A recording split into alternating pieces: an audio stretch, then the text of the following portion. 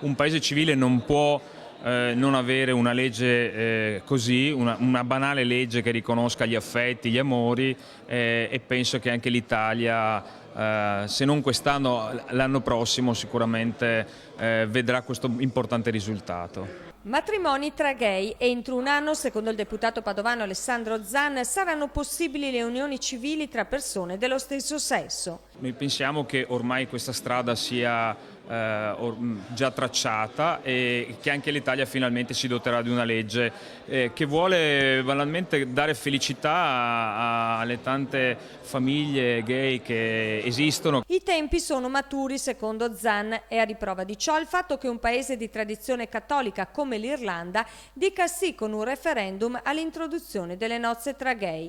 Non solo, 138 giovani padovani tra i 18 e i 35 anni attivi nelle strutture della diocesi di Padova si sono rivolti alle alte gerarchie cattoliche tramite una lettera aperta pubblicata da Avvenire, il quotidiano della Conferenza Episcopale Italiana, chiedendo di aprire presto un dialogo all'interno della Chiesa sul tema dei diritti civili degli omosessuali. La Chiesa padovana si è sempre dimostrata molto aperta e molto sensibile rispetto ai diritti civili.